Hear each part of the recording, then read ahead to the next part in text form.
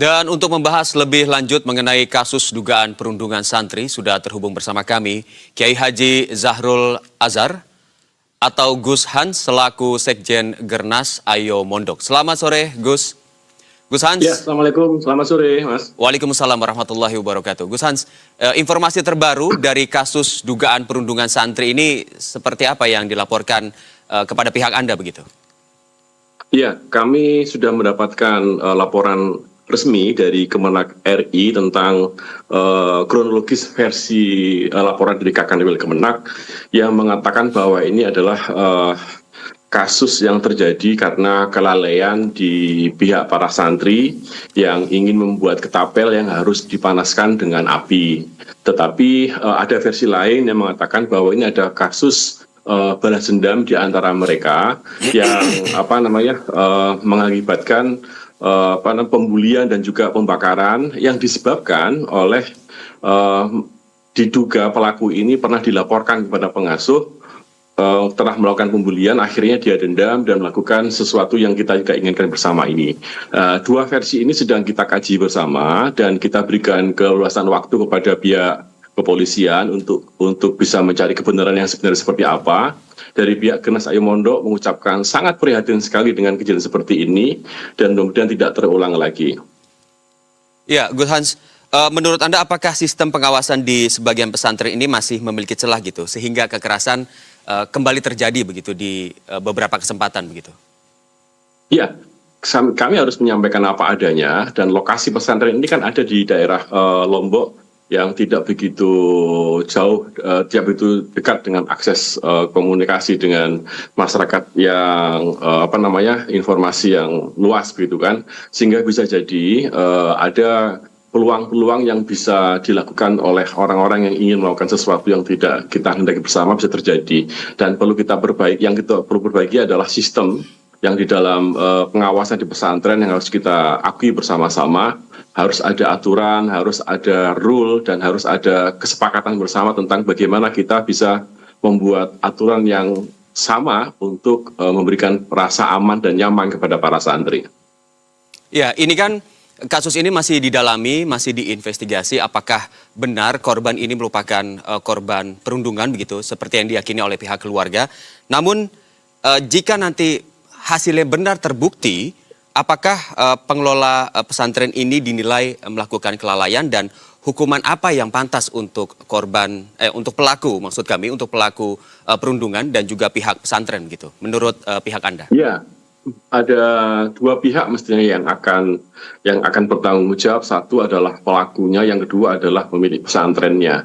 Saya harus berkata sedemikian rupa karena kita sudah berkali-kali hal yang terjadi dan membuat kalau ini kita tidak tegaskan seakan-akan kita ini semacam kayak mengiyakan sesuatu yang sebenarnya tidak banyak terjadi di pesantren ini. Jadi menurut saya pelaku juga harus dihukum secara keras dan juga termasuk pertanggungjawaban dari pengasuh pesantren juga harus mendapatkan hukuman yang setimpal sesuai dengan hukum yang ada mungkin. Baik, Gus Hans, apakah ada bantuan yang dikhususkan untuk korban dari pihak Ayo Mondok ini? Ya, terus terang ini kan lokasi ada di Lombok. Akses kami masih sangat terbatas. Kami pun dapat bantuan informasi ini dari Kakanwil dan juga melalui Dirpontren Kemenak RI tentang kejadian yang ada di lapangan.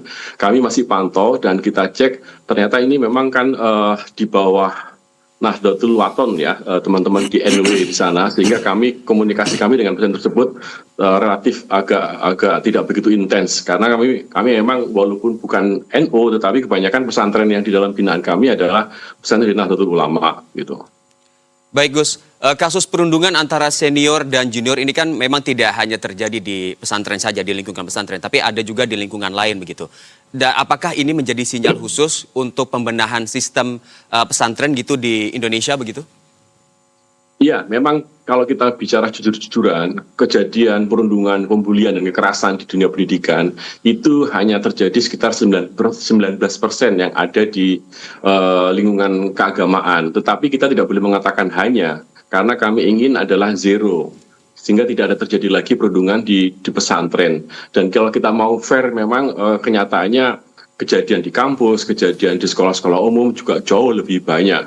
Tetapi kami tidak ingin ini menjadi semacam kayak pembelaan diri kami dari pihak dunia pesantren.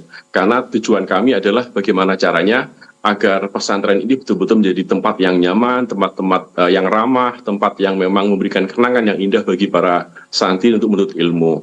Oleh karena itu, maka perlu adanya sebuah aturan atau juga lembaga yang khusus membidangi ini yang bisa membina secara intens terhadap pesantren agar tidak terjadi lagi hal seperti ini. Maka saya menunggu betul agar dirjen pesantren itu segera disahkan siapa pimpinan, siapa direkturnya, sehingga kita bisa lebih intens lagi untuk membuat detail-detail tentang aturan yang kira-kira tidak terkesan mengintervensi pesantren, tapi memberikan masukan kepada pesantren tentang aturan-aturan yang bertujuan kepada santri yang ramah, begitu, kepada ramah santri. Ya, baik Gus. Apakah Anda memiliki catatan khusus gitu terkait dengan lingkungan pondok pesantren agar kondisi perundungan antara senior dan juga junior ini tidak tercipta gitu? Karena mengingat tingkat terjadinya itu hanya 19% gitu. Walaupun tadi Gus juga menekankan bahwa seharusnya 0. Jangan ada persentase khusus tentang perundungan. Apakah ada catatan khusus begitu?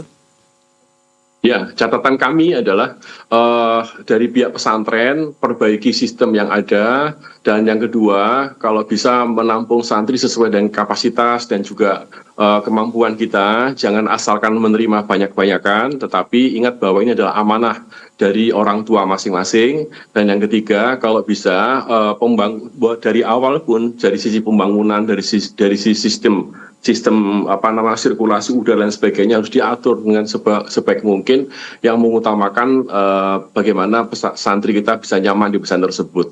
Maka catatan kami adalah pesantren harus dibuat dengan hati yang tulus, harus dibuat dengan hati yang bersih, dengan tujuan yang fokus untuk meyakinkan kepada kita semuanya bahwa pesantren adalah tempat yang ramah untuk anak-anak mencari ilmu.